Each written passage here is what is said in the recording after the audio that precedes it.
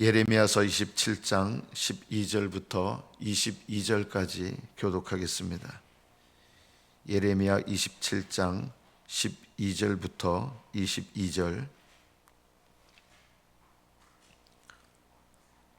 12절부터 교독합니다.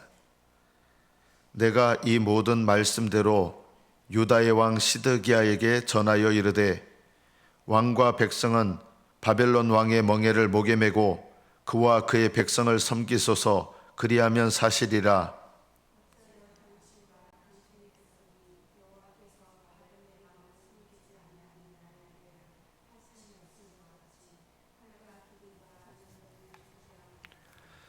그러므로 당신들은 바벨론의 왕을 섬기게 되지 아니하리라 하는 선지자의 말을 듣지 마소서. 그들은 거짓을 예언함이니이다.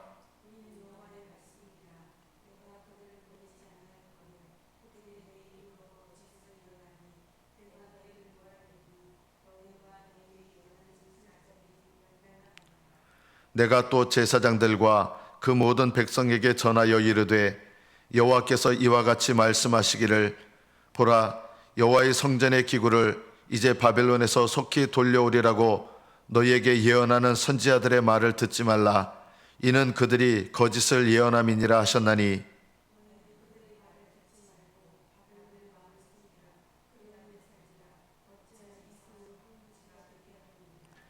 만일 그들이 선지자이고 여호와의 말씀을 가지고 있다면 그들이 여호와의 성전에와 유다의 왕의 궁전에와 예루살렘에 남아있는 기구를 바벨론으로 옮겨가지 못하도록 만군의 여호와께 구하여야 할 것이니라.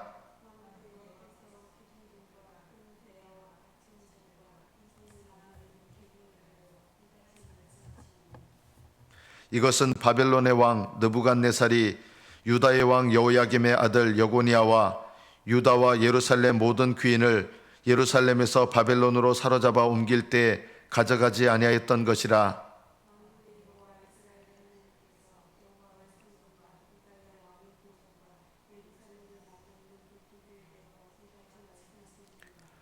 그것들이 바벨론으로 옮겨지고 내가 이것을 돌보는 날까지 거기에 있을 것이니라. 그 후에 내가 그것을 올려와 이곳에 그것들을 되돌려 두리라. 여호와의 말씀이니라. 아멘. 오늘 이 본문의 말씀은 시드기야 왕에게 전한 말씀입니다. 시드기야 왕은 이스라엘의 마지막 왕입니다. 마지막 왕에게 하나님께서 경고의 말씀을 주셨는데 결론을 말씀드린다면 시드기야 왕과 이스라엘 백성들은 하나님의 경고의 말씀을 듣지 않습니다. 그래서 전혀 예상하지 못했던 일들이 일어납니다. 여호야긴 왕 때 바벨론으로 이미 성전에 많은 것들이 옮겨졌고 바벨론으로 옮겨졌고 또 이스라엘 백성들도 이미 포로로 끌려갔습니다.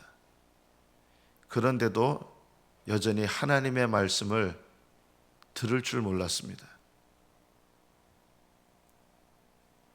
오늘 본문 12절에 내가 예레미야죠. 내가 이 모든 말씀대로, 이 모든 말씀은 오늘 본문 전에 하나님께서 말씀하신 내용입니다. 어떤 말씀이냐? 예레미야 27장 6절에 보면 내가 이 모든 땅을, 이스라엘 땅입니다. 약속의 땅입니다. 내 종 바벨론의 왕 느부갓네살의 손에 주겠다. 느부갓네살은 이스라엘을 대적하는 왕입니다. 이방의 왕입니다. 그런데 하나님께서 내 종이라고 하시는 거예요.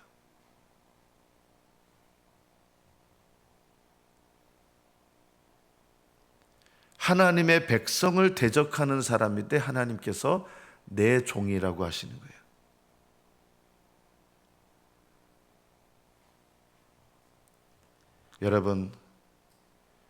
여러분 가정에서나 직장에서나 여러분이 생활하는 곳에서 누군가 여러분을 대적할 때 그분이 믿지 않는 사람이라도 하나님의 종일 수 있습니다.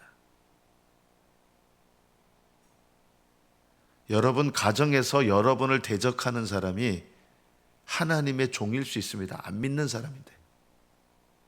왜 그러느냐? 그 사람을 통해서 하나님께서 하나님의 뜻을 이루기 때문입니다. 느부갓네살은 하나님을 경외하는 마음이 조금도 없는 사람이에요. 악한 사람이에요. 그런데 하나님은 내 종이라고 하시는 거예요. 왜냐하면 그 악한 사람을 통해서 이스라엘을 향하신 하나님의 뜻을 이루어 가고 계시기 때문입니다. 내 종 바벨론의 왕 느부갓네살의 손에 주고 들짐승들을 그에게 주어서 섬기겠다. 들짐승들은 이방의 왕들을 상징하는 것입니다. 이방 왕들도 다 느부갓네살에게 하나님이 주시는 거예요. 너희 선지자, 복술자, 꿈꾸는 자, 술사, 요술자가 이르기를 바벨론 왕을 섬기게 되지 않을 것이다. 이런 말 해도 너희는 듣지 말라. 이게 하나님 말씀이에요. 여러분, 거짓 선지자들은 이스라엘이 망하기 전에 우리나라 안 망합니다 이렇게 한 거예요. 그게 거짓말이라는 거예요.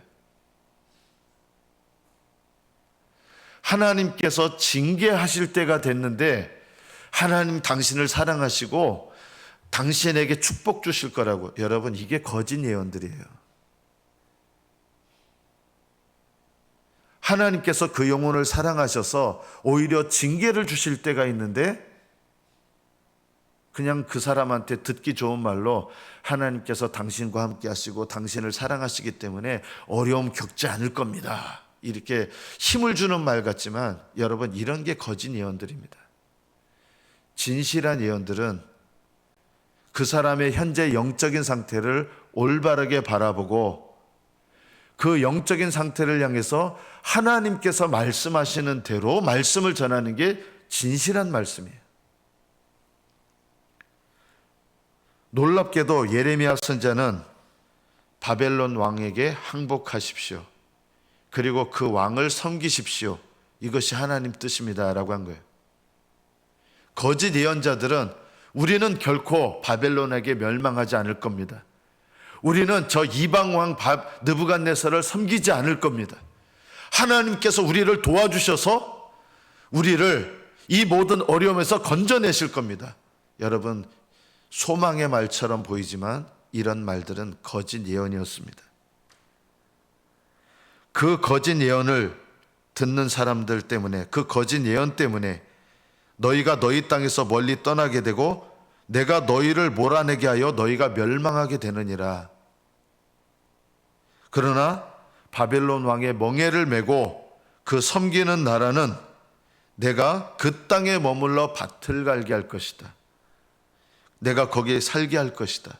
이것이 이 모든 말씀입니다. 때로는 여러분이 듣기 싫은 말씀을 들을 때가 있을 겁니다. 예레미야가 전한 하나님 말씀은 시드기야 왕에게 바벨론 왕에게 항복하십시오. 그리고 바벨론 왕을 섬기십시오. 이 메시지를 전한 거예요. 건짓 선지자들의 특징은 이것입니다. 항상 인간적으로 위로합니다. 잘 될 거야. 옛날에 선전에도 이런 거 있잖아요. 괜찮아, 잘 될 거야. 여러분, 믿는 사람들은요, 이런 말들 좋아하시면 안 돼요. 이런 건 세상적인 위로의 방식이에요. 인간적인 위로, 인간적인 격려, 인간적인 긍정적 메시지, 여기에 뭐가 빠져 있을까요? 하나님께 회개하고 돌아오라는 메시지는 없는 거예요. 거짓 예언자들은요. 여러분들에게 하나님께 회개하고 돌아오라는 메시지는 없으면서 그저 격려하고 긍정적인 메시지를 전하고, 이런 것들은요, 여러분을 하늘나라로 조금도 인도하지 못합니다. 그런 위로를 받으려고 하지 마십시오. 인간적으로 마음에 위안이 될지 모르지만 그런 위안들이 여러분을 하나님 나라로 이끌어가는 걸음이 되게 하지 못합니다. 참된 진리는 반드시 이런 특징이 있습니다. 회개와 믿음으로 반응하게 합니다.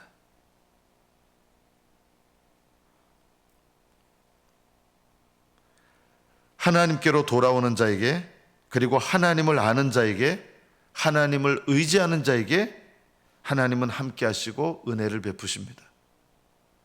하나님을 알려고도 하지 않고 하나님을 의지하려고도 안 하고, 그리고 하나님께로 돌아오려고 하는 마음도 없는데 그 사람에게 격려하고 위로하고, 여러분, 이거는 그 영혼을 죽이는 메시지입니다.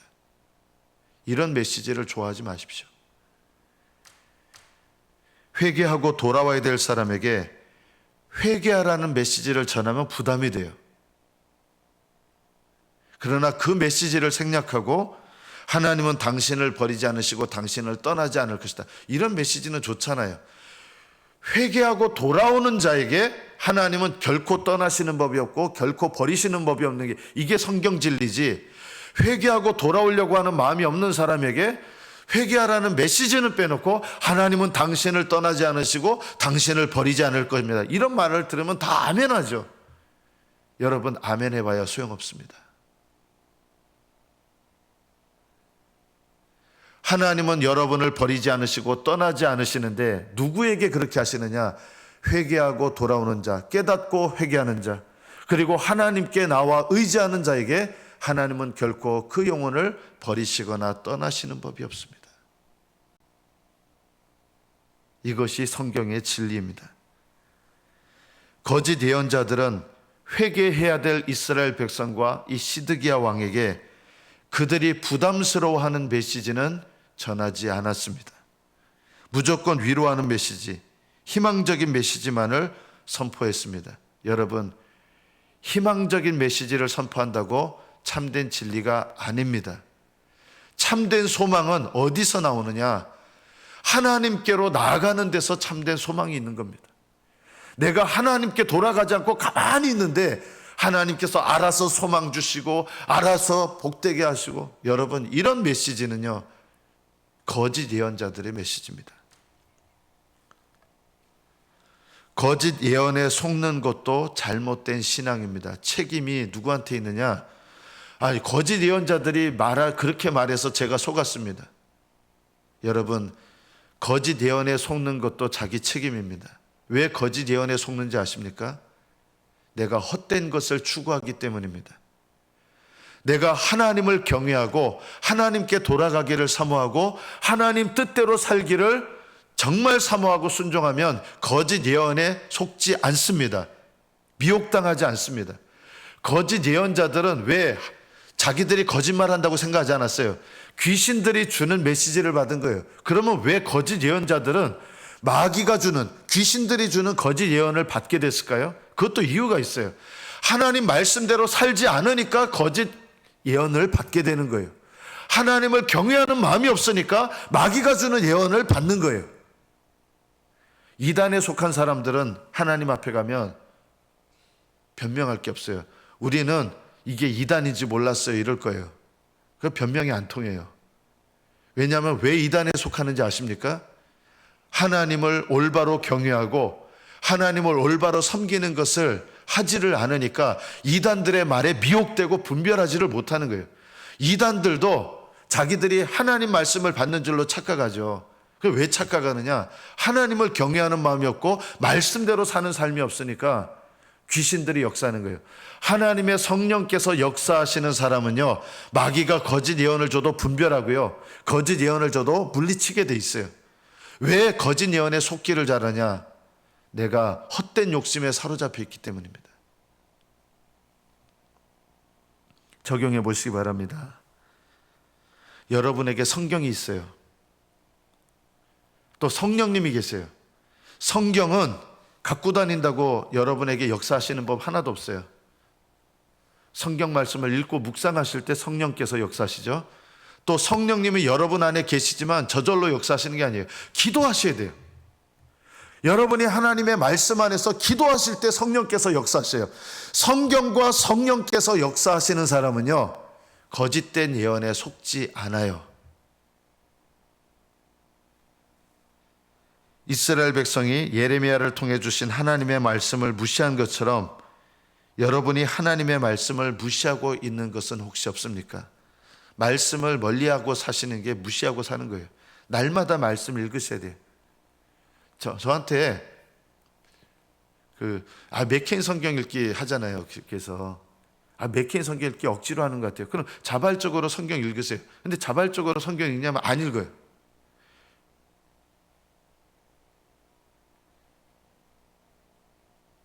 여러분이 원하는 방식으로라도 읽어보세요. 날마다. 그게 잘 안 돼요. 혼자서는요. 그래서 날마다 성경의 말씀을 가까이 하고, 그것이 우리가 거짓 예언에 속지 않는 비결이에요. 성경 안 읽으시는 분들은 어떻게 되느냐?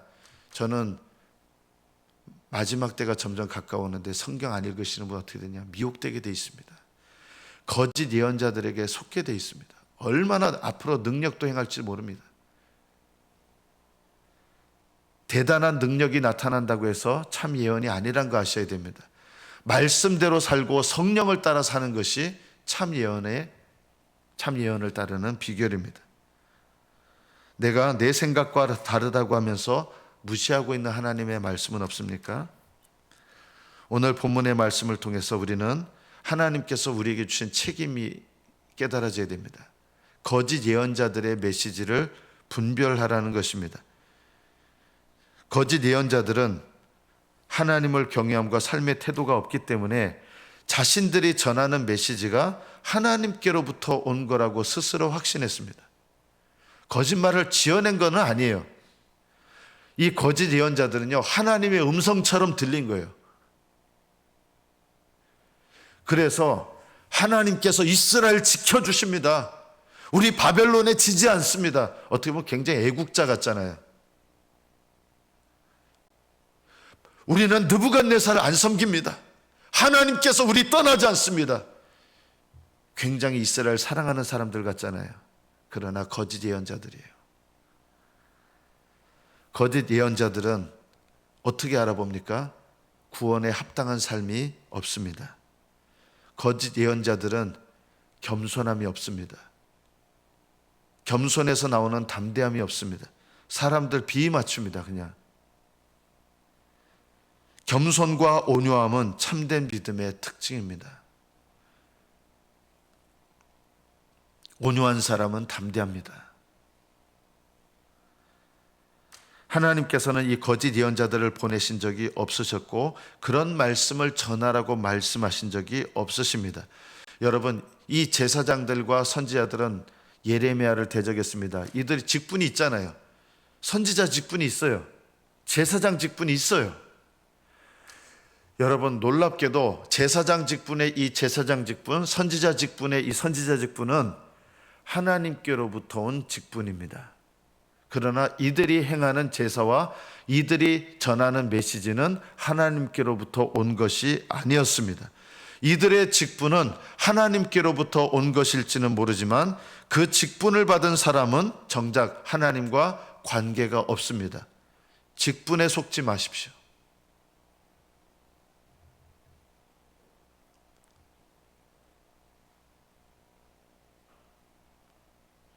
여러분 스스로의 직분에도 속지 마십시오. 그 직분에 합당하셔야 됩니다.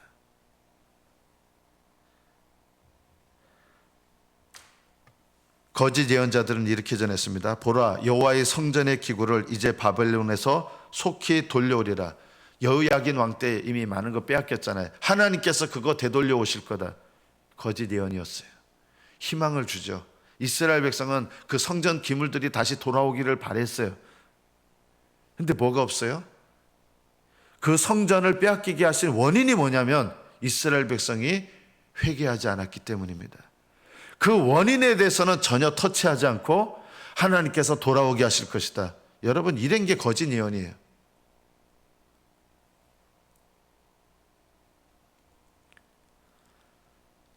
여러분은 제가 담임 목사로서 여러분에게 하나님의 참된 메시지를 전하기 원하십니까? 아니면 제 스스로에게서 나온 거짓된 메시지를 전하기 원하십니까? 제가 참된 메시지를 여러분에게 전한다면 사랑하는 마음으로 여러분을 책망하게 될 것입니다. 자주요. 거짓 예언자들은 성도들을 책망하지 않아요. 무조건 위로하고 무조건 격려하고 무조건 잘했다고. 여러분, 무조건 잘했다, 무조건 격려하고 하나님의 종들은 그렇게 안 합니다. 그거는 하나님의 종들의 모습이 아닙니다. 제가 그렇게 되기를 바라십니까? 그러면요, 저를 거짓 선지자로 만드는 거예요. 참된 선지자들은 메시지를 전한 다음에 하는 일이 있습니다. 거짓 선지자들은 자기들이 돌아올 것이다, 성전 기구들이 돌아올 것이다, 너희들이 정말 그것이 참된 메시지라면 하나님께서 말씀하시는 거예요. 그걸 위해서 너희들이 기도할 것이다, 돌아오도록. 이스라엘 백성들의 회개를 위해서 기도하고, 회개는 위해서 기도하는 게 하나도 없어요. 돌아오도록 기도하는 게 없어요. 그들은 메시지를 전하고 그걸로 끝이에요. 참된 메시지를 전하는 사람들의 특징이 뭔지 아십니까? 그 메시지, 하나님의 뜻이 이루어지도록 그것만큼 기도하게 되고 그 뜻이 이루어지도록 헌신하여 기도한다는 거예요. 여러분이 맡은 하나님께로부터 온 직분이 진실한 직분이고, 그 직분을 내가 진실하게 감당한다면 내가 하게 될 일이 뭐예요? 기도하는 일이에요. 기도하지 않는 직분자들은 불행한 것입니다.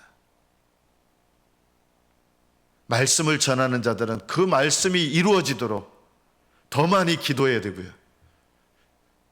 중직들은 중직의 일을 감당하도록 더 많이 기도해야 마땅한 것입니다.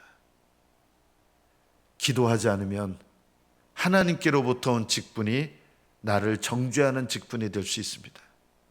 직분 때문에 하늘 날아가지 않습니다. 기억하십시오. 하나님께로부터 온 직분을 가졌다 할지라도 이 제사장들과 이 선지자들은 이들 직분은 하나님께로부터 온 직분인데 이들 거의 대부분은 하늘나라에 못 갑니다. 하나님께로부터 온 직분을 받은 자들인데 하늘나라에 못 갑니다. 왜 그렇습니까? 그 직분에 합당하지 않기 때문입니다. 직분을 가졌다고 하늘나라 가지 않습니다. 직분에 합당하셔야 됩니다. 적용해 보시기 바랍니다. 여러분은 하나님께 기도하면서 사명과 직분을 감당하고 있습니까? 여러분이 어떤 직분을 받았다면, 하나님께로부터 온 직분을 받았다면 지속적으로 기도하게 될 것입니다. 날마다 깨어 기도하셔야 됩니다. 날마다 하나님의 뜻을 따라 기도하셔야 됩니다. 여러분이 구체적으로 지속적으로 기도하고 있는 것은 무엇입니까? 이것을 돌아보십시오. 우리가 오늘 말씀을 통해서 마지막으로 기억해야 될 것이 있습니다. 남아있는, 지금 예루살렘에 남아있는 기구마저도 바벨론으로 옮겨진다고 하셨습니다. 왜 이렇게 됐을까요? 기구를 먼저 여호야긴 왕 때 가져가게 하셨고 사람들도 포로로 끌려가게 하셨어요. 이걸 통해서 하나님 뭘 하게 하셨느냐? 회개하기를 원하셨던 거예요.